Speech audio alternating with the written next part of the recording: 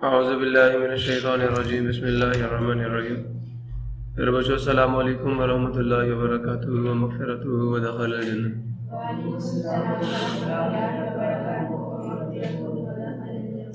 Rabbi इश्रह ली सदरी व यस्सिर ली अमरी वहलुल उक़दतम मिन लिसानी यफ़क़हू क़ौली। Rabbi ज़िदनी इल्मा rabbi ज़िदनी इल्मा rabbi ज़िदनी इल्मा। अल्लाहुम्मा इन्नी अस्अलुका इल्मन नाफ़िअ व रिज़्क़न तय्यिबा व अमलन मुतक़ब्बला। अल्लाहुम्मा अल्लिमनी अल-किताब वल हिसाब। अल्लाहुम्मा ज़क्किरनी मिन्हु मा नसीतु व अल्लिमनी मिन्हु मा जहिलतु। अल्लाहुम्मा ख़ुज़ बियदी। प्यारे बच्चों, आज हम लोग physics 9th class chapter number 8 का लेक्चर नंबर 7 स्टार्ट करने जा रहे हैं और चैप्टर का नाम है प्रॉपर्टीज ऑफ मैटर। आज के लेक्चर में हम लोग एक्सरसाइज जो है उसको सॉल्व करेंगे और एक्सरसाइज में आज हमारे पास जो क्वेश्चन हैं वो जी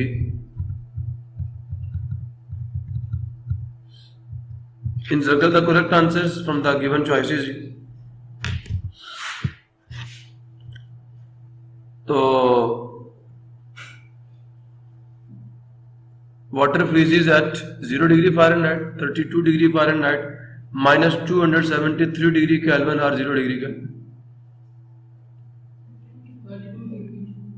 फारेनहाइट में पक्का, 0 डिग्री केल्विन पे नहीं। अच्छा 0 डिग्री केल्विन को क्या कहते हैं हम लोग? कौन सा टेम्परेचर है ये?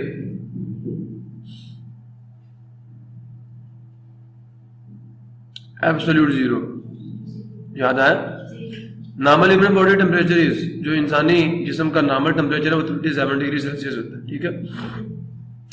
Mercury is used as thermometric material because it has uniform thermal expansion, low freezing point, small heat capacity, all the above properties। बताइए, which of the following material has a large specific heat? Copper, ice है, water है या mercury है? Which of the following materials has large value of temperature coefficient of linear expansion?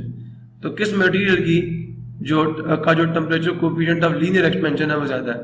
Aluminium का, gold का, brass का या steel का? Check कर लीजिएगा। लीनियर एक्सपेंशन जो की जो वैल्यू है ना, वहां से देख लीजिएगा। What will be the volume of value of beta, volumetric coefficient of volume expansion for the solids for which alpha has the value this. अब इसको 3 से मल्टीप्लाई कर लो, 3 to the 6, तो ये 6 वाला आ जाएगा। बीटा जो है 3 अल्फा के बराबर होता है, तो 6 multiply 10 raised to the power -5 पर केल्विन। क्लियर हो गया? A large water reservoir keeps the temperature of nearby land moderate due to a large water reservoir, एक जो बड़ा पानी का जखीरा होता है, keeps the temperature, वो दर्जाए हरारत को क्या रखता है? बरकरार रखता है। अब नियर बाय लैंड, करीबी जमीन के, मॉडरेट क्या रखता है? उसको मोतदिल रखता है। ड्यू टू की वजह से, लो टेम्परेचर ऑफ वाटर, पानी के कम दर्जा हरारत की वजह से। लो स्पेसिफिक हीट ऑफ वाटर, क्या पानी की स्पेसिफिक हीट लो होती है? लेस एब्जॉर्प्शन ऑफ हीट, ये भी गलत है। Large specific heat of water, this is the right choice. Which of the following affects evaporation? मिन दर्जा ज़ैल में से कौन सी चीज इवेपोरेशन पर असर डालती है? तो फैक्टर्स तो याद है ना इवेपोरेशन को, कौन कौन से फैक्टर्स इफेक्ट करते हैं? तो पहला क्या? Temperature greater the temperature greater will be the rate of evaporation. Surface area of liquid greater the surface area of the liquid greater will be the rate of evaporation. Greater the speed of wind greater is the evaporation. So all of the above. Why does heat flow from hot body to a cool body? हरारत क्यों flow करती है from a hot body to a cooled body? जवाब दें जी इसका। या बाकी exercise शुरू हो गई है कोई जवाब? कि हीट हॉट बॉडी से कूल्ड बॉडी की तरफ क्यों फ्लो करती है?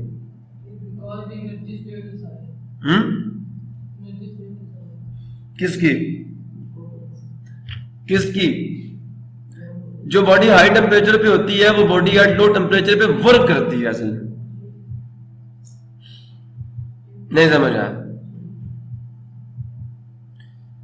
ये नेचुरल टेंडेंसी है, जिन बॉडीज का टेम्परेचर लो होता है वो हीट एब्जॉर्ब करके अपना टेम्परेचर हाई करती हैं, और जिनका हाई होता है वो लो करती हैं। और वैसे जो नेचुरल टेंडेंसी है चीजों की वो यही है कि वो चाहती हैं कि वो किस स्टेट पे रहे, लो स्टेट पे, ग्राउंड स्टेट पे। समझ आया नहीं यार?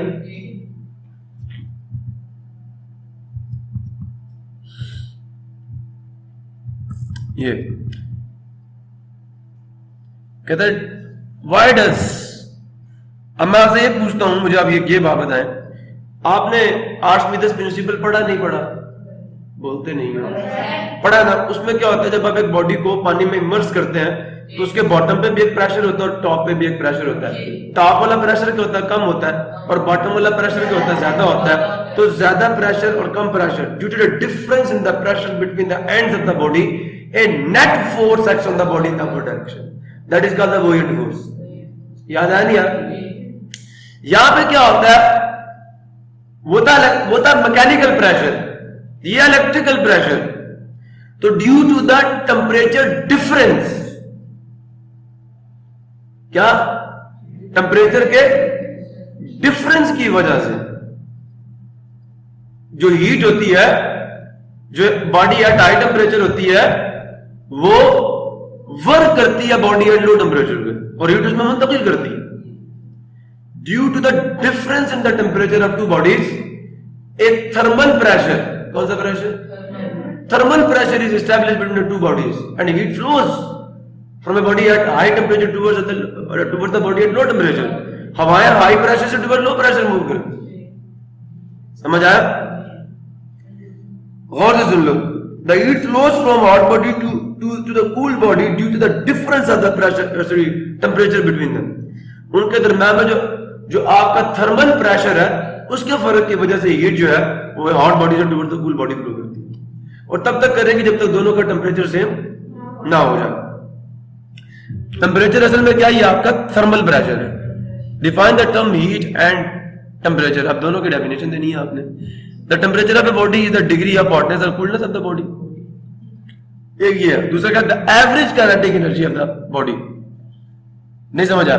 The average kinetic energy of the molecules of a body is called its temperature।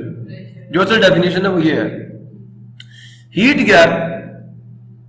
क्या, that form of energy which is transferred from a body at high temperature towards a body at low temperature। So heat is the energy that is transferred from one body to the other body in thermal contact with each other as a result of the difference of the temperature between them। Problem: what is meant by internal energy of a body? एक जिस्म की internal energy से क्या मुराद है? What is meant by the internal energy? तो मैंने, अगर आपको याद हो बार बार, क्योंकि आपने तो वापस जाना नहीं वहां पे, कौन सी थ्योरी का मैं बार बार नाम लेता हूं? हाँ, कौन सी theory? Kinetic molecular model of matter, जो है, जो थ्योरी ऑफ मैटर है, उसके दो लास्ट पॉइंट्स कहते हैं। सेकंड पॉइंट ये कहता है कि बॉडी हैव काइनेटिक एनर्जी, और लास्ट पॉइंट ये कहता है body have potential energy. Second point ये कहता है the molecules of the body are in continuous motion, और लास्ट पॉइंट ये कहता है कि the molecules of body attract each other. Problem किसी को, तो जनाबे अली, किसी भी बॉडी में दो तरह की एनर्जी होती है, एक काइनेटिक एनर्जी होती है और दूसरी पोटेंशियल एनर्जी होती है। जो काइनेटिक एनर्जी है वो ड्यू टू द मोशन होती है, और जो पोटेंशियल एनर्जी है वो due to the intermolecular and chemical binding forces होती है। क्लियर हो गया? सोलह बोलो, इंटरनल एनर्जी क्या? वंस हीट नहीं, ये जवाब गलत है। Heat enters the body, it becomes is internal energy. ऐसा थोड़ी है। ठीक है, हम मानते हैं कि जो एनर्जी एक बॉडी से दूसरी बॉडी में ट्रांसफर होती है वो हीट होती है, that is the energy in transit. लेकिन द सम ऑफ क्या, kinetic and potential energy of a body is called as internal energy. The total sum of the kinetic energy and the potential energy of a body is called as internal energy. Clear हुआ? Body की जो अंदरूनी तवानाई है वो कितने किस्म की तवानाइयों के मिलने से बनती है? दो, एक काइनेटिक, दूसरी पोटेंशियल। काइनेटिक एनर्जी किसकी वजह से होती है? उसके मॉलिक्यूल्स की मोशन की वजह से, और जो पोटेंशियल एनर्जी है वो उसके मॉलिक्यूल्स की अट्रैक्टिव फोर्सेस की वजह से होती हैं। प्रॉब्लम किसी को क्लियर हो गया? How does heating affect the motion of molecules of gas? Heating, how does heating, किस तरह जो हरारत है वो असर डालती है मॉलिक्यूल्स ऑफ ए गैस पे? तो जवाब क्या है? When A gas is heated, ना कहना वही बात है जैसे मैंने अभी लिक्विड के बारे में बताया था, जब आप किसी भी सब्सटेंस को हीट करते हैं उसके मॉलिक्यूल्स की हीटिंग का मतलब यह है काइनेटिक एनर्जी इंक्रीज करेगी। समझ आया कि नहीं आया? तो when a gas is heated the kinetic energy of the molecules also increases because the kinetic energy of the molecules is directly proportional to the temperature of the body, so their motion increases, ठीक है, and they expand, वो फैलती भी है, उनका pressure भी बढ़ता है। वो सुन रहे हो? टेम्परेचर बढ़ने से गैसेस का वॉल्यूम भी बढ़ता है। समझ आया? नहीं आया? क्लियर हुआ? तो ये लिखना आपने, when a gas is heated the kinetic energy of the molecules of gases increases because kinetic energy of the molecules is directly proportional to their temperature, ठीक है? समझ आया नहीं यार? when molecules move with greater kinetic energy the amplitude of their vibration also increases, जो उनकी vibration का amplitude है वो भी क्या हो जाता है? इंक्रीज कर जाता है। प्रॉब्लम किसी को? What is thermometer? Thermometer क्या होता है? A device that is used to measure the temperature of a body is called thermometer. Why mercury is preferred as thermometric substance? मैंने जवाब दिए थे। जवाब, mercury is preferred as a thermometric substance because it is visible, it have low melting point, it have low boiling point, it have uniform thermal expansion, याद आया नहीं यार? it have low specific heat, और last point क्या था? it is a not should, it is a good conductor of heat, not it should be, it is, ये है। Conductivity best है, melting point low, boiling point high, thermal expansion uniform, नहीं समझ आया? और उसके बाद विजिबल है। क्लियर हुआ? ये लिख लीजिएगा, सारी प्रॉपर्टीज पूरी करता है। इन्होंने सिर्फ डेफिनेशन दी, दूसरे सवाल का जवाब नहीं लिखा, वो आप लिख लीजिएगा। Explain the volumetric thermal expansion, पूरा प्रूफ देना। पहले डेफिनेशन देनी है, जो मैंने कहा था delta V is directly proportional to V naught and delta V is directly proportional to delta T, याद आया? तो वो पूरा का पूरा प्रूफ देना, बीटा बताना बीटा क्या है, और फिर उसकी डेफिनेशन देनी है कि volumetric strain for 1 degree rise in the temperature is called coefficient of volumetric expansion, beta. Clear हो गया? Define specific heat, how would you find the specific heat of a solid? Specific heat की definition क्या देनी है? The amount of heat which is required to raise, क्या? The amount of heat required to raise the temperature of 1 kilogram of a substance through 1 degree Kelvin is called specific heat. Clear हो गया? उसके बाद उन्होंने दूसरा सवाल क्या किया था इसके अंदर?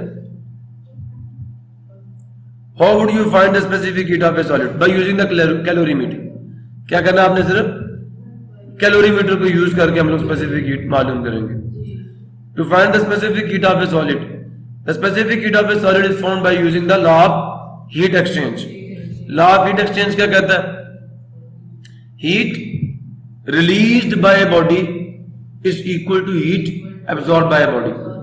जब कोई सी दो बॉडीज को आप आपस में, two bodies at different temperature are thermally connected, उनके दरम्यान में थर्मल कनेक्शन बना देते हैं, थर्मल कॉन्टेक्ट बना देते हैं, तो क्या होता है? दोनों बॉडीज का टेम्परेचर कुछ देर के बाद क्या हो जाता है? इक्वल हो जाता है। ठीक है? तो लॉ ऑफ थर्मल एक्सपेंशन, जो लॉ ऑफ हीट एक्सचेंज है वो ये कहता है कि heat emitted by the hot body is equal to the heat absorb by the cooled body, so therefore दोनों का टेम्परेचर बराबर आ जाएगा। For this purpose calorimeter is used. ये सारा का सारा उसका प्रोसीजर है। क्लियर हुआ? पढ़ दूं या रहने दूं? आपने इतना ही लिखना, calorimeter is used for this purpose, क्योंकि आपकी बुक पे इसकी एक्सप्लेनेशन कोई नहीं है। सो देयरफॉर वो चीज जो आपकी बुक पे एक्सप्लेन नहीं की गई वो जरूरत नहीं। ठीक है? वैसे होता पता क्या? First of all the mass of the calorimeter का मास निकालेंगे, अमाउंट ऑफ वाटर जो कि उसमें पोर की है, ठीक है, डाल दी जाती है। Again the mass of calorimeter with water is found, पहले खाली कैलोरीमीटर का मास निकालेंगे, फिर पानी उसमें डाल के उसका मास निकालेंगे, फिर ठीक है but the difference of these weight हमारे पास पानी का वेट आ जाएगा, ठीक है। The temperature of water is also found, ठीक है। The mass of the solid whose specific heat is to be found, हम क्या करते हैं उसको हीट करते हैं, ठीक है, हेप्सोमीटर में, सुन रहे हो, हेप्सोमीटर एक गर्म करने का आला है, ठीक है। Up to a particular temperature में उसको गर्म कर लेते हैं। After this solid is put into the calorimeter, जो पानी के अंदर उसको फेंक देते हैं। The mixture is stirred until the temperature becomes equal, यहां तक कि इक्विलिब्रियम एस्टैब्लिश हो जाता है। गेन टेम्परेचर इज नोटेड, अब जो पानी होता है उसके टेम्परेचर में इजाफा हो जाता है, और जो चीज होती है वो हॉट गर्म होती है, जब हम उसे फेंकते हैं तो वो ठंडी हो जाती है। क्लियर हुआ, दोनों का टेम्परेचर बराबर आ जाता है। तो gain in temperature is noted the using या by using, then by using the law of heat exchange, the specific heat of the solid is calculated. अब पहले कहेंगे कैलोरीमीटर में का मास m1 है, समझ आया। कैलोरीमीटर और वाटर का मास m2 है, m2 minus m1 m3 water का मास आ गया।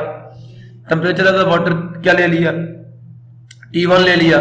मास ऑफ द सॉलिड m4 ले लिया, सुन रहे हो। द मास ऑफ सॉलिड कितना ले लिया, sorry temperature of the solid T2 ले लिया। अब टेम्परेचर T3 क्या, दोनों का इक्विलिब्रियम पे टेम्परेचर क्या आ गया, T3 आ गया। अब हम ये देखेंगे कि हॉट बॉडी के टेम्परेचर में कितना डिक्रीज आया और वाटर के टेम्परेचर में कितना इंक्रीज आया। अब सबकी स्पेसिफिक हीट लिखेंगे, वाटर की स्पेसिफिक हीट C1 है, सुन रहे हो, और जो आपके कैलोरीमीटर उसकी स्पेसिफिक हीट गिवन होती है C2, और जिसकी फाइंड करनी होती है वो हमें फाइंड करनी है, इसकी गिवन होती है वैसे, ठीक है। मेरा कॉपर का बना हुआ होता है।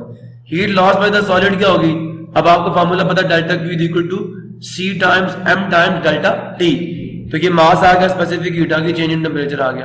ये heat loss by the solid है, क्यों, T3 किसका टेम्परेचर है, मिक्सचर का टेम्परेचर है।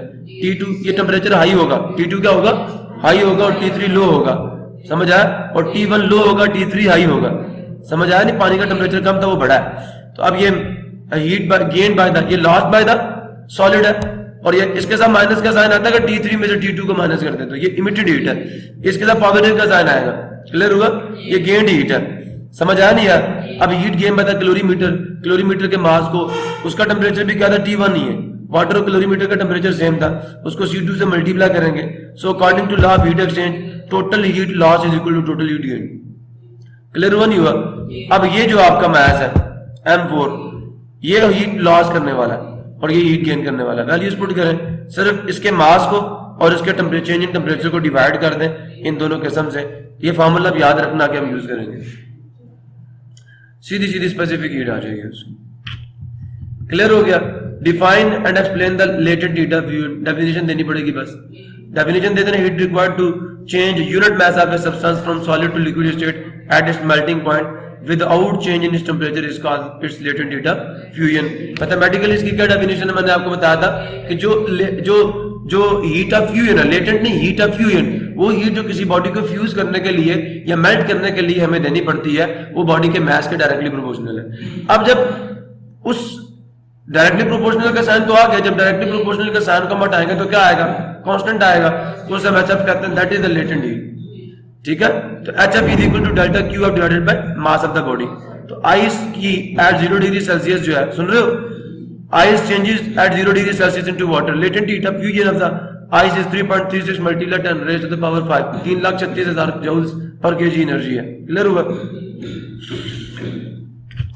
अब अल्लाह वालों define the latent heat of vaporisation, तो इसकी डेफिनेशन दे देनी है पहले, the quantity of heat that is required to change 1 kilogram mass of a substance, ठीक है, into of a liquid into gaseous state at its boiling point without a change in its temperature is called latent heat of vaporization। Mathematically HV जो आएगी वो बराबर होगी heat of fusion divided by mass of the body। What is meant by the evaporation? तो मैंने कल बताया था, it is the change of liquid into vapors from the surface of the liquid at all temperatures without heating is called evaporation। Factors affecting the rate of, इन्होंने पूछा क्या था वैसे, डेफिनेशन पूछी, on what factors the evaporation of liquid depend, तो आपने 4 factors बता देने। Explain how cooling is produced by evaporation, तो पहले फैक्टर्स बता रहे हैं आपको। Temperature, the rate of evaporation is directly proportional to the temperature, बिल्कुल ठीक है, ठीक है जी। Evaporation is faster at high temperature than at low temperature, so therefore बस आके लिख दो कि जो wet clothes have become dry quickly in summer than in winter. तो surface area larger the surface, यही कह दें rate of evaporation is directly proportional to the surface area of the body, यही जुमला रखे ना। क्लियर हो गया? ग्रेट क्या कहना, evaporation is faster when the area surface is greater. समझ आ नहीं यार? बस इसी से दूसरा भी बना ले। और जब कोई बंदा पूछे कि जो वेट क्लोथिंग है जब हम उनको एक्सपैंड करके फैला के डालते हैं तो they become dry very quickly, तो क्या जवाब है उसका जी? Because when the wet clothing are expanded their surface area increases and the rate of evaporation also increases, so therefore they become dry very quickly. Wind speed क्या? वही the rate of evaporation is directly proportional to speed of wind. Clear हो गया? When wind तो faster the, समझ आ नहीं यार? Evaporation is faster when the speed of wind is faster. Clear हुआ? Wind blowing over the surface of a liquid increases the chance of for more liquid molecules to escape out. जनाब nature of the, ये क्या कह रहे हैं? हाँ ठीक है, तो ये चौथा था आपका। पहला क्या था? टेम्परेचर था, दूसरा सरफेस एरिया, तीसरा विंड स्पीड, और चौथा क्या? Nature of the liquid. Different liquids have different rate of evaporation, so rate of evaporation also depends upon the nature of liquid. उसमें आपने ये कहना कि liquids having strong intermolecular forces have low rate of evaporation and liquids having weak intermolecular forces have high rate of evaporation. Clear हो गया जी? अब जनाब आपकी न्यूमेरिकल प्रॉब्लम्स, तो इधर से करवा दूं या करके दूं?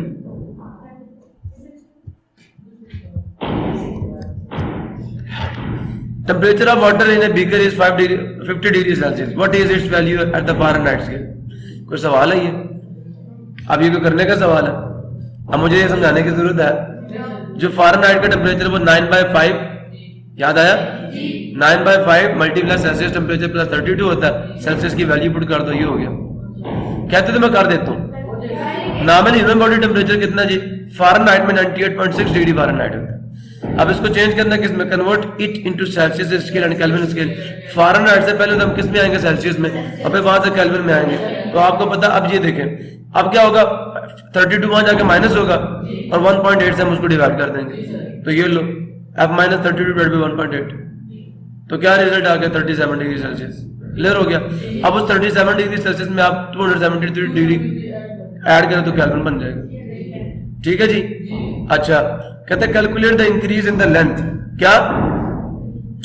एल नॉट नहीं, एल फाइंड करनी है। एल प्लस एल नॉट था ना, L minus L nought, delta L, तो एल फाइंड करना जी। Of an aluminium bar 2 metre long, तो एल नॉट कितनी दे दी आपको? 2 metre. When heated from 0 degree Celsius to 20 degree Celsius, तो T नॉट क्या 0 और T क्या 20 डिग्री सेल्सियस, तो चेंज इन टेम्परेचर कितना आ जाएगा? अब इसको भी केल्विन में चेंज करना, इसको भी केल्विन में चेंज करना, तो जो चेंज इन टेम्परेचर आएगा वो कितना आएगा? 20 डिग्री केल्विन ही आएगा। If the thermal coefficient of linear expansion of aluminium is this, ऐसा न्यूमेरिकल भी किया था हमने। एल नॉट आ गया, T1 आ गया, T2 आ गया, और सुन रहे हो अल्फा आ गया, तो डेल्टा T निकालना है कैसे? T2 माइनस T1, तो कितना आ जाएगा? 20 डिग्री केल्विन, ये आ गया। हमने क्या फाइंड करना? उन्होंने क्या? Calculate the increase in length, increase change in length find करना, एल नहीं फाइंड करनी। फाइनल समझ, व्हाट इज द लेंथ नहीं फाइंड करनी। ठीक है? तो डेल्टा एल फाइंड करना। अब आपको याद होगा डेल्टा एल बराबर होता है alpha multiply L not time delta T. Alpha की वैल्यू पुट की, एल नॉट की वैल्यू पुट की, डेल्टा टी की वैल्यू पुट की, रिजल्ट आ गया ये। तो नहीं इधर नहीं, इधर 100 टाइम, तो क्या आ जाएगा? 10 रेज़ टू द पावर -3, तो -3 मिलीमीटर होता है, आपके 1 मिलीमीटर, उन्होंने सेंटी में चेंज किया, सेंटी में चेंज कर दिया। ए बैलून कंटेन्स, ये वॉल्यूम है, सुन रहे हो? V nought, temperature T nought दे दिया, फाइंड इट्स वॉल्यूम, ये T दे दिया, thermal coefficient of volume expansion of the air is this, beta दे दिया आपको, ये वॉल्यूमेट्रिक एक्सपेंशन है। V नॉट दे दिया, क्या फाइंड करना है? Find its volume. अब चेंज इन वॉल्यूम नहीं फाइंड करना, वहां इंक्रीज कहा था ना, तो डेल्टा। अब चेंज नहीं, V फाइंड करना, V। क्लियर हो गया? V नॉट लिखा, T1 T2 बीटा लिखा, डेल्टा T क्या कर? T2 माइनस T1, तो ये 25 डिग्री केल्विन आ गया। क्लियर हो गया? अब ये फॉर्मूला था V equal to V not plus, sorry V not multiply 1 plus beta time delta T। V not की वैल्यू ये पुट कर दी। अच्छा, वॉल्यूम किस में था? मीटर क्यूब में था, फिर ठीक है, डाल दिया, 1 पुट किया, ये वैल्यूज डाली, मल्टीप्लाई किया, अब क्या करेंगे, 1 ऐड, ये 1.2 को अंदर जाके मल्टीप्लाई किया, अब इन दोनों को ऐड कर लेंगे। क्लियर हुआ? नहीं, इन दोनों को ऐड करो, आंसर आ गया 1.31, फिर 31 metre cube. How much heat is required to increase the temperature of 0.5 kg of water, math दे दिया, ठीक है। How much heat delta Q find करना आपने, is required to increase the temperature of 0.5 kg of water, mass दे दिया, specific heat of water बतानी है, चेंज इन टेम्परेचर देखें, T1 क्या 10 डिग्री सेल्सियस डिग्री केल्विन में चेंज करो, और T2 क्या 65 डिग्री, मैथ ये दे दिया, स्पेसिफिक हीट ऑफ वाटर लिखनी है, फार्मूले में यूज होती है 4200 जूल पर केजी पर केल्विन। क्लियर हुआ? T1 लिखा, T2 लिखा, डेल्टा T निकाले 55 डिग्री केल्विन, समझ आ गया। अब डेल्टा क्यू बराबर C times M time delta D, math put किया, C पुट किया, डेल्टा D पुट किया, रिजल्ट आ गया।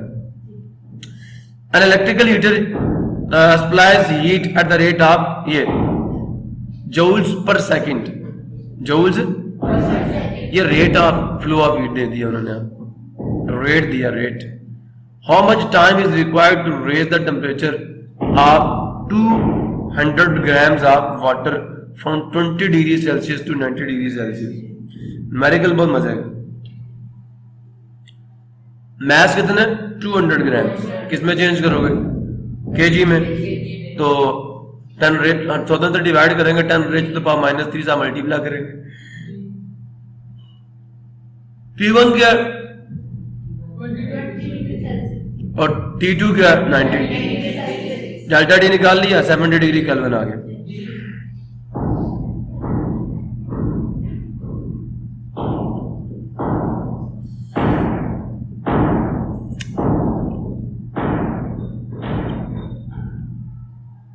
अच्छा, अब गौर से सुनना। पहले तो रेट ऑफ, क्या सवाल का दिया हुआ है? रेट ऑफ, ये देखें, electrical heater supplies a heat at the rate of 100 joules per second. तो भाई पहले rate of flow of heat लिखो तो सही ना। तो मुझे आप ये बताएं, जरा समझ सोच के जवाब देना, कि जो डेल्टा क्यू है, अगर मैं rate of flow of heat लिखूं, सुन रहे हो, तो delta Q by delta T किसके बराबर आएगा? डेल्टा क्यू की क्या वैल्यू थी? C times M multiply delta divided by small T. ये फार्मूला बना नहीं बना, समझ आ गया? अब मुझे क्या चीजें चाहिए? स्पेसिफिक हीट चाहिए, मैथ चाहिए, चेंज इन टेम्परेचर चाहिए, टाइम चाहिए। अब उन्होंने पूछा क्या, पहले ये तो देखने दो, how much time is required. तो टाइम उन्होंने पूछ लिया, क्या पूछ लिया? टाइम उन्होंने पूछ लिया मुझसे, समझ आया नहीं यार? अब बेटा मैं इसकी जगह पे क्या लिख सकता हूं? Rate of flow of heat बराबर होगा C times M times delta T divided by small T. अब rate of flow of heat तो मुझे दिया 1000 जूल्स पर सेकंड, दिया नहीं दिया? Speed of flow of heat दे दी ना उन्होंने। तो टाइम हमने निकालना है to raise the temperature, temperature delta T कितना है? ये इधर से इधर, मैथ भी दे दिया, और किसका था जी? How much time is required to raise the temperature of 20 gram of water. तो स्पेसिफिक हीट ऑफ वाटर का 4200 जूल्स पर केजी पर केल्विन। डाटा लिखो भाई, मैथ क्या था? 200 grams, 200 multiply 10 raise to the power -3 KG हो गया। T1 क्या था? क्या था? 20 डिग्री सेल्सियस।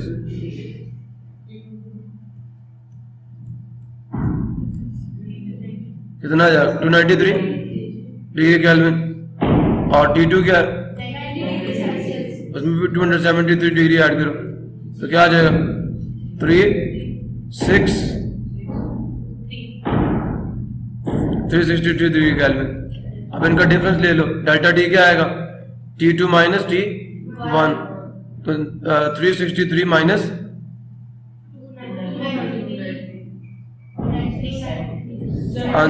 70 आ जाएगा, 70 degree kelvin delta T.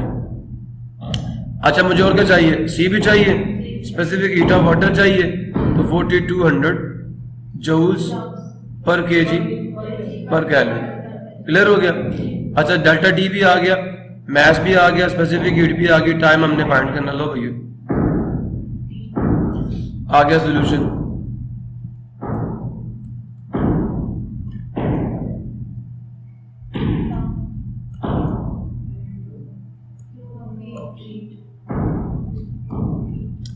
C times m time delta T divided by small t। Rate of flow of heat के 100 जूल्स, मैंने वो लिखा नहीं, वैसे ये लिखना चाहिए था मुझे डाटे में कि rate of flow of heat delta Q by T कितना दिया था 100 joules, sorry 1000 joules per second. Clear हो गया? और तो कुछ नहीं था। आ जाओ फिर 100 जूल्स पर सेकंड आ गया और मुझे T, अच्छा मैं पहले इधर से, चलो ठीक है 100 जूल्स आ गया। C कितना 42 100 जूल्स, मास कितना था 200 multiply 10 raise to the power -3, change in temperature is 70। We have to find the time, time उधर गया तो उधर नीचे आ गया, तो 4200 multiplied with 200 multiply 10 raise to the power -3 multiply 70 divided by 1000। Clear हो गया? ये भी 1000 नीचे आ जाएगा, तो नीचे तो 10 लाख हो गया जी। 4200 मल्टीप्लाई 200 मल्टीप्लाई 70 डिवाइडेड बाय, पहले 1000 तब दूसरा 1000 भी नीचे आ गया, लेकिन एक जीरो इधर से कटा, 2 जीरो इधर से कटे, 1 जीरो ये कटा, दूसरा ये कटा, तीसरा ये कटा और पॉइंट लगा यहाँ पे। ठीक है, समझ आया? 1000 था ना, ये 1000 था 1000। अब 4.2 को पहले अब 2 से मल्टीप्लाई, 2 टू द 4 और 4 टू द 8, 7 चौके 28 लगा 8, देखा ना 2 टू द 4 होता है ना, तो ये 4 है, मल्टीप्लिकेशन में एरर हुआ। 7 चौके 28 लगा 8 कितना गया 2 कैरी, 8 से 56 और 2 कितना हो गया, लो यार घबराना नहीं है, जवाब ले आएंगे। आगे चलें। 9.7 जी, how much ice will melt.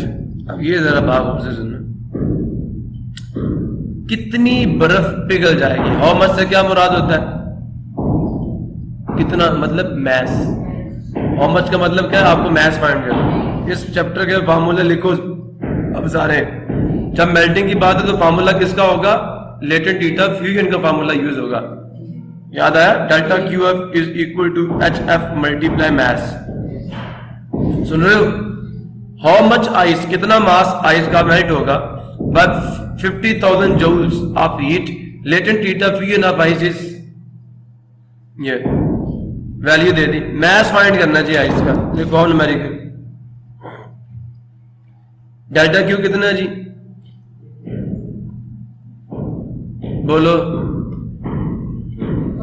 50,000 joules, और latent heat of fusion of ice कितनी है 3.36 multiply 10 raise to the power 5 joules per KG. यही था। अब हमें मैस ऑफ आइस फाइंड करना जो इसे मेल्ट करेगा। लो भाई ये सोल्यूशन आ गया। हमें ये पता कि जो हीट ऑफ फ्यूजन होती है वो बराबर होती है latent heat of fusion multiply by mess.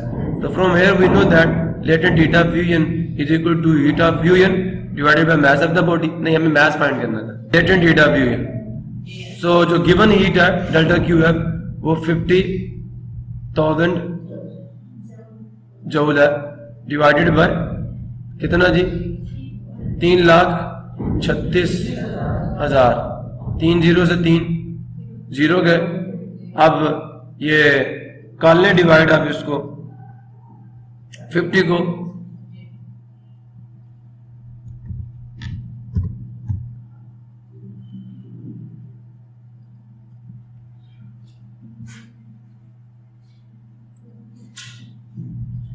0.148 check करो कीजिए, है 0.148 क्या 150 ग्राम्स, 148 ग्राम्स आ रहा है। अच्छा उन्होंने क्या दी है लेटेंट हीट, मैंने तो अपने पास से लिखी है ना, यही दी हुई थी। फिर मुझे नहीं समझ के उन्होंने कैसे दे दी है, मुझे नहीं पता। 150 140 यही है जो आपने आंसर निकाला। तो आप कह रही हैं 150, गलत है फिर वो जनाब, गलत है। आगे चलें, अब जरूरत तो नहीं यार बात हम बुक की माने। 148 ग्राम था बस, फाइंड द 150 आता ही नहीं है। इन्होंने 1000 से मल्टीप्लाई किया हुआ है। किस 1000 से? वाला वाले इसको केजी को, यार तू भी बस चल रही है। और किलो की वैल्यू पुट कर, नहीं समझा? किलो किसके बराबर होता है? 10 raised to the power 3 1000 के, तो 0.148 multiply 10 raised to the power 3 grams आ गया। तो 1000 से मल्टीप्लाई करेगा तो 0.3 प्लेस से आगे जाएगा, 148 ग्राम्स। वो ठीक किया उन्होंने, लेकिन 150 ग्राम्स नहीं आता। हाँ राउंड ऑफ कर लो 8 को, तो फिर हो सकता है 150 कर लो पूरा। आगे चले या नहीं? आगे क्या जी? 8वां 8.8 है, find the quantity of heat needed to melt 1। अब फिर वही मेल्टिंग का आ गया। बोलो, find the quantity of heat, heat की क्वांटिटी बतानी है आपने, नीडेड जो हमें चाहिए टू मेल्ट, क्या करने के लिए? पिघलाने के लिए। 100 ग्राम ऑफ आइस, 100 ग्राम जो आइस है, ये बड़ा मजे का न्यूमेरिकल है भाई। At -10 degree Celsius into water at 10 degree Celsius. अब इसमें दो काम होंगे। बर्फ अगर 0 पे होती तो फिर तो latent heat of fusion he use होती, लेकिन जनाब अब यहां पे चक्कर कुछ हो रहा है। जरा पहले इसको समझो। अब ये समझने का न्यूमेरिकल, मैंने आपको ग्राफ बना के दिया था, मैंने टेम्परेचर और टाइम के दरमियान में ग्राफ बना के दिया था, याद आया? और यहां टेम्परेचर था। अब बर्फ का टेम्परेचर कितना? -10 डिग्री सेल्सियस। पहले बर्फ का टेम्परेचर बढ़ेगा, कहां पे जाएगा? 0 डिग्री सेल्सियस तक। और फिर यहां से कुछ देर बर्फ स्टे करेगी, पिघलेगी, T1 से T2 तक, और फिर उसका टेम्परेचर राइज करके कहां जाएगा? 10 डिग्री सेल्सियस तक जाएगा। अब देखें जनाब, यहां पे क्या होगी? फ्यूजन होगी। समझ आया नहीं यार? यहां पे लेटेंट हीट, अब मुझे नहीं पता कि स्पेसिफिक हीट ऑफ आइस क्या होती है। वाटर तो पता है 4200 जूल्स है, लेकिन पर केजी पर केल्विन है, लेकिन मुझे इसका नहीं पता। ये हमें देनी पड़ेगी उन्हें, या हमें निकालनी पड़ेगी, ये देखनी पड़ेगी। क्लियर हुआ? यहाँ पे टेम्परेचर राइज कर रहा है, यहाँ पे जो हीट हमें देनी पड़ेगी ना, वो होगी delta Q is equal to C times mass of ice multiply change in temperature. यहाँ पे टेम्परेचर में कितना चेंज आएगा? यहाँ से यहाँ तक -10 से 0 तक एक चेंज आएगा। ये इस हीट के लिए डेल्टा T चेंज आ रहा है ना, वो 10 डिग्री सेल्सियस का चेंज आएगा यहाँ पे। समझ आया? 10 डिग्री केल्विन का, सॉरी टेम्परेचर केल्विन में यूज करेंगे ना, इसको कन्वर्ट करना है केल्विन में, तो 10 ही आएगा इंशाल्लाह। समझ आया नहीं है? ये टेम्परेचर 0 हाई है और -10 लो है, ये भी ख्याल करना। और समझे हो? नहीं समझे? क्लियर हुआ? अच्छा, ये शक्ल बनानी है ज़ात डाटे में, एनी प्रॉब्लम? ये हीट आपको देनी पड़ेगी, heat for increasing the temperature of ice. ठीक है, ये जो आइस को हमने हीट देनी है और आइस 0 तक पहुंचेगी। अब आइस क्या करेगी? मेल्ट करेगी। और यहां पे जो आप हीट देंगे, आप इस T1 से T2 तक जो आप हीट दे रहे हैं, वो कौन सी हीट है जी? वो फ्यूजन की हीट। कौन सी हीट है? और फ्यूजन की हीट बराबर होती है H multiply mass of the ice. और सुन रहे हो? बर्फ का मास, इसको पिघलाना है। अब इसके बाद फिर ये T2 से T3 तक जो आप हीट देंगे ना, ये फिर टेम्परेचर राइज करेगी, और ये बराबर होगी हीट ऑफ फ्यूजन नहीं, ये वो हीट है जो अब वाटर के टेम्परेचर को राइज करेगी। कैसे? Specific heat of water multiply mass of water, अब पानी है ना ये, मल्टीप्लाई चेंज इन टेम्परेचर। अब यहां से यहां तक देखें 0 से 10 तक कितना आया? ये भी 10 डिग्री केल्विन का चेंज आएगा। समझे हो नहीं समझे? जनाब अली, यहाँ पे 3 तरह की हीट। अब टोटल हीट किसके बराबर होगी? हीट टोटल जो हम देंगे उसको किसके बराबर होगी? Delta Q given to the ice to melt it plus heat of fusion of ice delta QF plus the heat that is required to increase the temperature of water from 0 degree Celsius to 10 degree Celsius. ये heat absorb by the water to increase its temperature. This is the heat absorbed by the ice to increase its temperature from -10 to 0 degree Celsius. And this is the heat that is absorbed by the ice to melt, ठीक है, at the 0 degree Celsius, ठीक है. And this is the heat that is required by the water to increase its temperature from 0 to 10 degree Celsius. अभी भी नहीं समझे? तो जहां पे स्पेसिफिक हीट का फार्मूला लगता है वहां पे वो लगा रहे हैं, मतलब हीटिंग का फार्मूला लगता है वहां पे वो लगा रहे हैं, काइनेटिक एनर्जी इंक्रीज होती है, लेकिन जहां पे फ्यूजन की हीट का फार्मूला लगता है वहां पे वो फार्मूला लगाएंगे। तो 3 हीट्स आपको निकाल के ऐड करनी पड़ेगी इस मेरिकल के लिए। अब पढ़ो जरा इसे, स्पेसिफिक हीट ऑफ आइस दी या नहीं दी? क्यों दी है? क्योंकि जनाब यहाँ पे specific heat of ice use होनी है। आइस का पहले टेम्परेचर राइज करेगा तो वहां हीट यूज होगी फ्रॉम -10 to 0, वहां पे हीट देनी पड़ेगी, फिर जाके पिघलेगी, वरना आइस -10 पे कभी भी नहीं पिघलती। क्लियर हुआ? स्पेसिफिक हीट ऑफ वाटर पता है आपको, latent heat of fusion of ice भी देंगे आपको, लाजमी देंगे। तीनों चीजें दे दी हैं। यहां से अक्ल कर जाओ, आपको पता होना चाहिए कि पहले वो हीट हमें कैलकुलेट करनी पड़ेगी जो आइस का टेम्परेचर फ्रॉम -10 to 0 डिग्री, सुन रहे हो, सेल्सियस तक हमें राइज करने के लिए देनी पड़ेगी। फिर 0 डिग्री पे बर्फ पिघल कर पानी बनेगी, फिर पानी का टेम्परेचर 0 से 10 डिग्री सेल्सियस तक जाएगा और उसके लिए भी हीट हमें देनी पड़ेगी। नहीं समझे? वो हीट स्पेसिफिक हीट है और ये कौन सी हीट है? लेटेंट हीट है। क्लियर हुआ? नहीं हुआ? अब करना क्या जनाब यार, काम शुरू करते हैं। ये देखें सारा उन्होंने शक्ल बनाई हुई है। हीट रिक्वायर्ड टू कन्वर्ट, सुन रहे हो, ice into what? Ice eight 0, water at 0, ice 0 पे आई पिघली, यहां फ्यूजन की हीट चाहिए, वो सुन रहे हो? हमने हीट देनी है -10 से 0 डिग्री सेल्सियस तक आइस को लाने के लिए, फिर आइस को वाटर पर आने के लिए फ्यूजन की हीट देनी है, और फिर वाटर को 10 डिग्री सेल्सियस तक ले जाने के लिए हमें हीट देनी पड़ेगी। नहीं समझ आया? अब समझ आ नहीं है तो हमने पहले क्या कहना, heat required to increase the temperature of ice from -10 degree Celsius to 0 degree Celsius. लिख कर दूं अब या नहीं?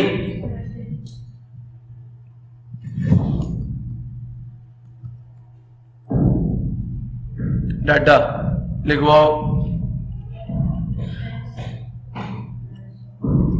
अब गौर से सुने, T1 क्या है? 0 डिग्री सेल्सियस, नहीं 0 नहीं, -10 डिग्री सेल्सियस, जहां से शुरू किया। T2 क्या है?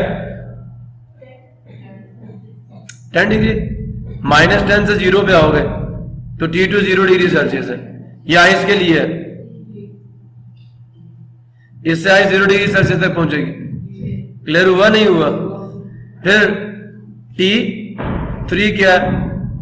10 डिग्री सेल्सियस। ये समझ आया? मैच कितना था? बोलते नहीं हो, गूंगे हो सारे। 100 ग्राम।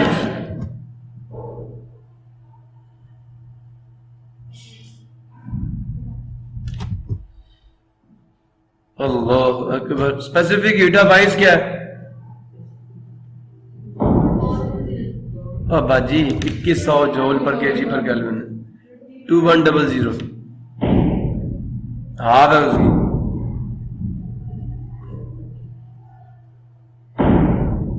क्लियर हो गया? नेक्स्ट क्या है?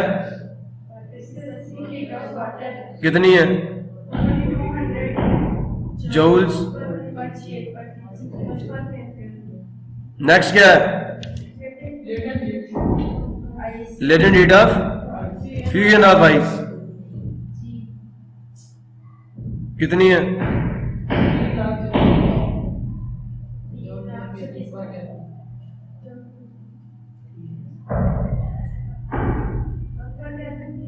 अब ये जो मुझे आपने लिखवाया है, पर क्या से आना चाहिए, इसके अंदर आना चाहिए नहीं, क्योंकि इसमें टेम्परेचर चेंज ही नहीं होता। समझ आया? अब जनाब अली लिखिए सोल्यूशन। अब ये आपने टेम्परेचर यूज करना है, गौर से सुने।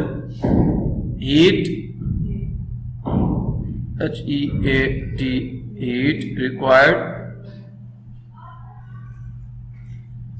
to increase the temperature of ice from 0, इसको केल्विन में चेंज करना, -10 + 273। क्लियर हुआ? कितना आ जाएगा? फ्रॉम 263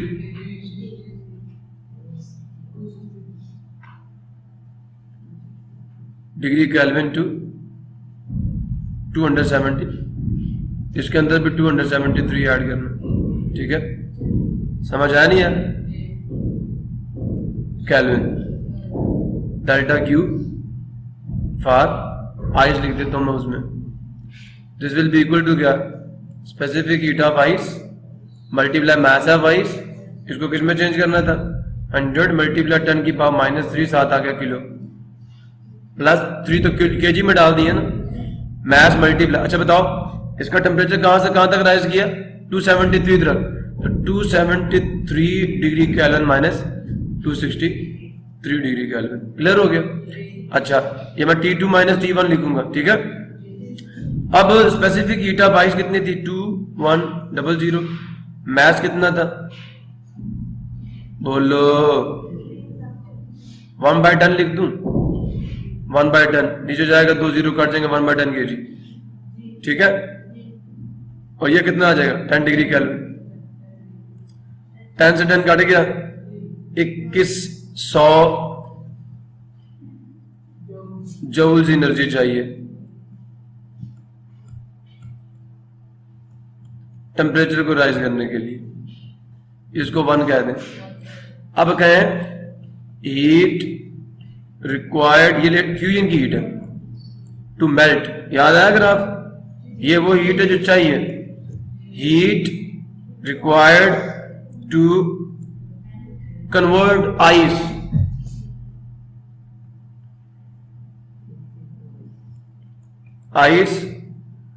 टू वाटर, किस टेम्परेचर पे, to convert ice into water at 0 degree Celsius या 0 डिग्री सॉरी 273 डिग्री केल्विन, इस पे तो वो क्या होगी, delta Q heat of fusion होगी, जो कि latent heat of fusion multiply the mess of ice के बराबर होगी।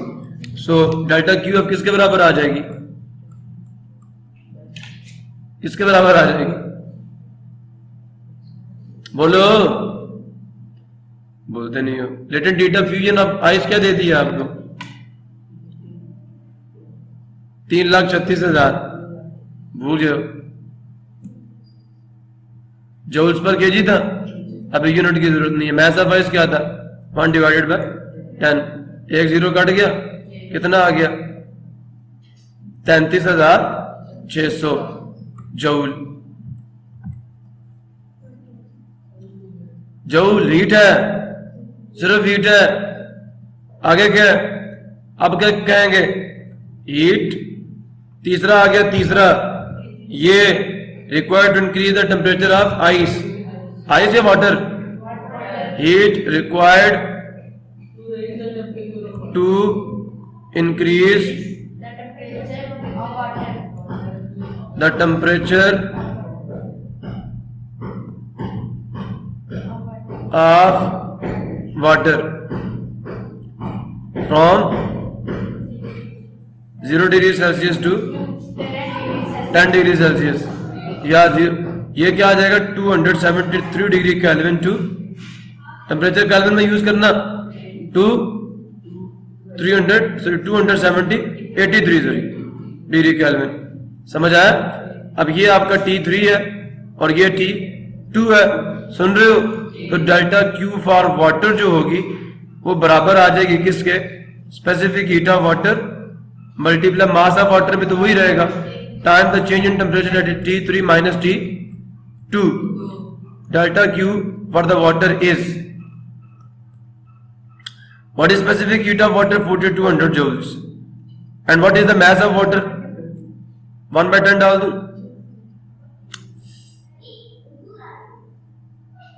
multiply 10 raised to the power minus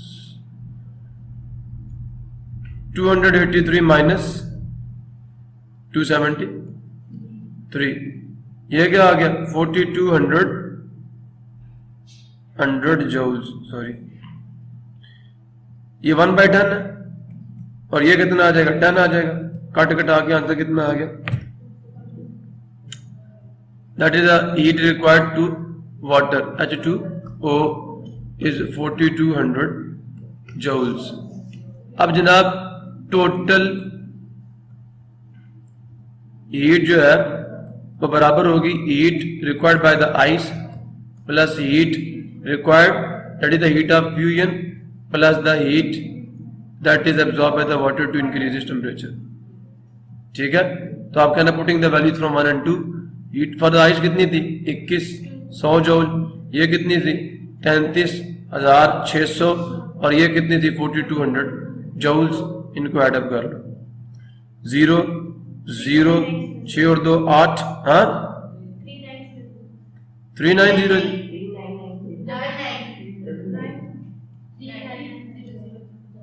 ये टोटल हीट चाहिए। अब आप इसको यूं भी कर सकते थे डायरेक्ट, एक तो है शॉर्टकट मेथड है डायरेक्ट आप करें, तो मैंने स्टेप बाय स्टेप निकाल दिया। आप कहें क्यू टोटल हीट या ऊपर अंग्रेजी डाल दीजिएगा is equal to heat required to increase the temperature of ice from 263 kelvin to 273 degree kelvin plus heat required to melt the ice at 0 degree Celsius plus heat required to increase the temperature of water from 273 degree Kelvin to 283 degree Kelvin। बस फिर यहाँ पे formula डालें। पहले का formula आपको पता है कि C times the mass of ice times the change in temperature, जो कि क्या होगा T2 माइनस T1 के बराबर होगा, प्लस ये क्या होगा HF multiply the mass of ice, और ये क्या होगा specific heat of water mass of water times the T3 minus T2। मसला क्लियर है? वैल्यूज पुट करें डायरेक्ट आंसर आ जाए। सो ये सारा निकाला और फिर उसके बाद इन सबको ऐड कर लिया, हो गया Q1 plus QF plus Q2 is equal to ये